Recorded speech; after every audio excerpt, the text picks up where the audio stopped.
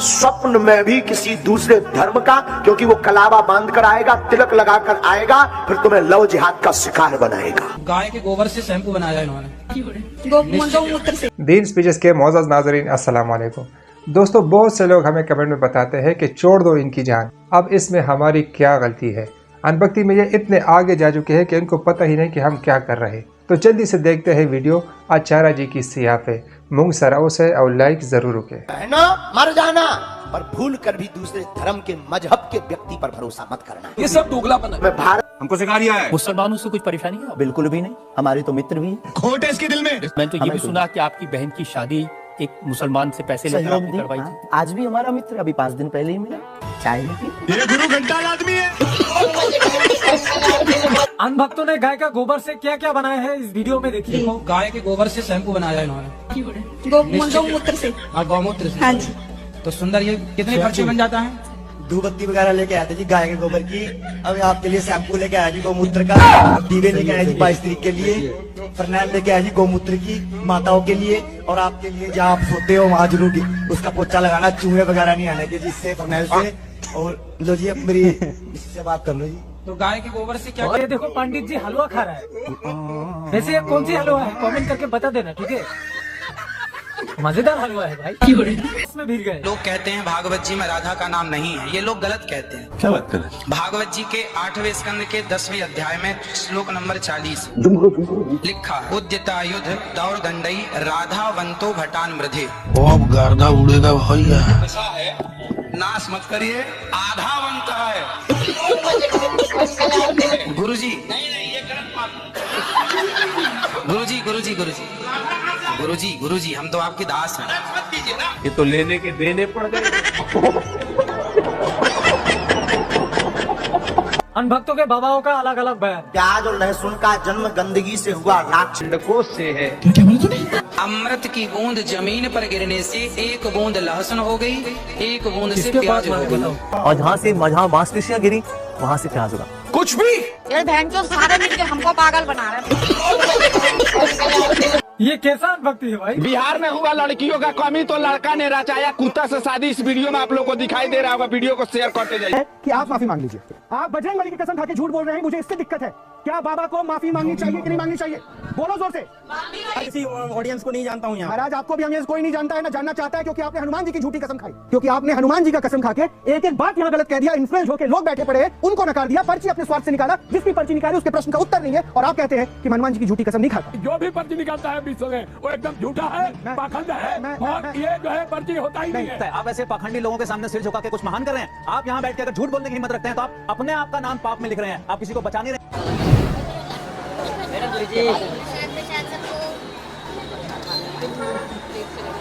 अरे यार,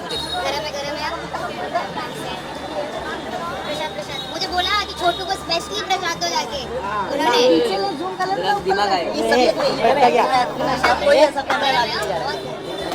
राजन को दो। अगर कोई हिंदू दोस्त मेरा मुझे इस त्योहार के लिए बुलाता है और प्रसाद देता है, आमतौर पे हम सब मुसलमान जानते हैं कि प्रसाद खाना हराम है। क्योंकि अल्लाह सुब्हानहू तआला ने कम से कम 4 जगह वाज़ेह तौर में फरमाए हैं।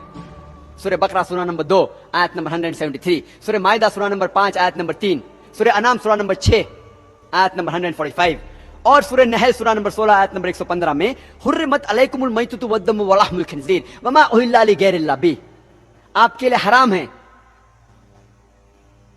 मरा हुआ गोश्त, खून, खिंजीर और वो खाना जिसके ऊपर गैर अल्लाह का नाम लिया गया है। जो भी खाना जिसके ऊपर अल्लाह के अलावा किसी और का नाम लिया गया है, हम जानते हैं कि वह हराम है।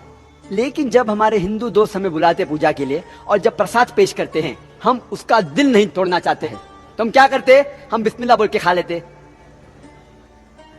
कल हम बिस्मिल्लाह बोल के शराब पीएंगे, परसों बिस्मिल्लाह बोल के खंजीर का गोश्त खाएंगे।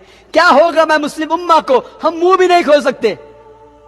हम हमारे गैर मुसलमान दोस्त को नाराज नहीं करना चाहते। हम समझते हैं कि अगर मैं कहूंगा कि मैं प्रसाद नहीं खाऊंगा तो उसका दिल टूट जाएगा। हमको हमारे गैर मुसलमान के दोस्ती ज्यादा मोहब्बत है अल्लाह से ज्यादा। हम हमारा मुंह भी नहीं खोल सकते। इस्लाम की दावत देना बहुत आसान है। अल्लाह ताला फरमाते कुरान मजीद में किस तरीके से दावत दी जानी चाहिए। जैसे मैं कह रहा था, मिसाल के तौर पर अगर बंबई में कोई हिंदू मेरा दोस्त मुझे अगर गणेश की पूजा के लिए बुलाएगा और मुझे प्रसाद देगा, तो मैं एक आसान सा सवाल उससे पूछूंगा। मैं उससे पूछूंगा, ये गणेश कौन है? ये गणपति कौन है? तो वो हिंदू दोस्त मुझसे कहेगा कि ये गणेश जो है वो हमारा भगवान है, वो शिवा भगवान का बेटा है, भगवान शिवा। और ये उनकी किताबों में लिखा हुआ है कि गणेश भगवान शिवा भगवान का बेटा है। और एक दिन जब भगवान शिवा अपने घर के बाहर निकलते हैं, उनकी बीवी पार्वती अपने जिस्म से मेल निकालती है और एक बेटा बनाती है। और वो कहती है उस बेटे से कि घर के चौखट पे खड़े रहो, घर के दरवाजे के बाहर खड़े रहो और किसी को भी घर में आने मत देना, मैं आराम फरमा रही हूं। तो उसका बेटा घर के बाहर जाता है और दरवाजे पे खड़े हो जाता है।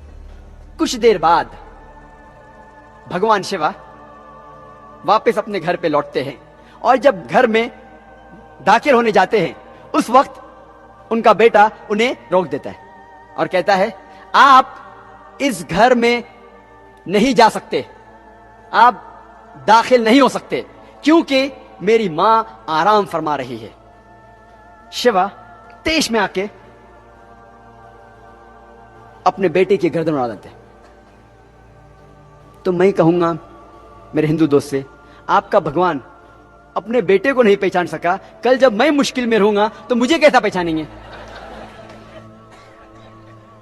और ये हिंदू दोस्त आपसे कहेंगे, आपको कहने की जरूरत नहीं। और ये कहानी आगे बढ़ती है कि भगवान अपने बेटे का सर इतना दूर उड़ा डालते कि वापस नहीं लेके आ सकते, तो लोगों से कहते कि पहले जानवर जो नजदीक में आएंगे आपके, उसकी गर्दन उड़ाओ और मेरे पास लेके आओ। तो पहला जानवर जो उनके सामने आता है वो है हाथी। तो वो हाथी की गर्दन उड़ाते और शिवा के पास लेके आते और भगवान शिवा अपने बेटे के सिर पे लगाता है और वजूद में आता है गणपति, एक लड़का जिसके सिर की जगह है हाथी का सिर।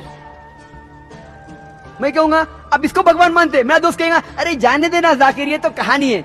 अरे लेकिन ये आपका भगवान है क्या? अरे जाकिर जाने देना, ये तो सिर्फ कहानी है। मैं कहूंगा आप मुझे साबित करके दिखाओ कि गणेश भगवान है और मैं प्रसाद खाऊंगा, क्योंकि कुरान में लिखा हुआ है कि अल्लाह के नाम का खाना मैं खा सकता हूँ। बोलेगा जाने देना जाकिर, ये छोड़, कहानी है ये सिर्फ मेरे मजहब में। मैं कहूंगा नहीं, मुझे साबित करके दिखाओ, अभी मैं उसके पीछे भागूंगा। और ये बहुत आसान है, हमें किसी भी गैर मुसलमान के खुदा को गाली नहीं देना चाहिए। अल्लाह ताला फरमाते हैं कुरान मजीद में, सूरह अनाम में, सूरह नंबर 6 आयत नंबर 108 में, आप वो लोगों जिनकी वो पूजा करते हैं, जिन लोगों की वो अल्लाह के अलावा पूजा करते हैं, उनको आप गाली मत दो। जिन लोगों की वो पूजा करते हैं, इबादत करते हैं अल्लाह के अलावा, उन लोगों को आप गाली मत दो, नहीं तो जहालत में वो लोग अल्लाह सुब्हानहू व तआला को गाली देंगे। तो हमें गैर मुसलमानों के भगवान को गाली देना हराम है। तो हमें कुछ नहीं कहना चाहिए, सिर्फ पूछना चाहिए ये कौन है, और वो हिंदू या वो गैर मुसलमान अपने आप अपना काम करेंगे। आपको उन्हें बुरा भला नहीं कहना चाहिए, इस्लाम में इजाजत नहीं है। लेकिन ये तो पूछ सकते कौन है ये, आपका गणेश कौन है, आपका भगवान कौन है? मुंह तो खोलो। हम मुंह खोलने से डरते हैं। और मैं जिस शहर में से आ रहा हूं, बंबई, आपको शायद पता होगा उसकी फिजा कैसी है, पर अल्हम्दुलिल्लाह सुम्मा अल्हम्दुलिल्लाह, ये गैर मुसलमान मेरी और इज्जत करते हैं। जी नाजरीन, तो वीडियो आप लोगों ने देख ली। वीडियो आप लोगों को कैसी लगी कमेंट में ज़रूर बताना, और इस तरह की मजीद अच्छी वीडियोस देखने के लिए हमारे चैनल को सब्सक्राइब करें और बेल आइकन का बटन ज़रूर दबाएं, ताकि हमारी हर नई आने वाली वीडियो आप तक टाइम से पहुंच सके। अपना बहुत सारा रखिए ख्याल, हमें भी दुआ में ज़रूर याद रखिए। अल्लाह हाफिज़।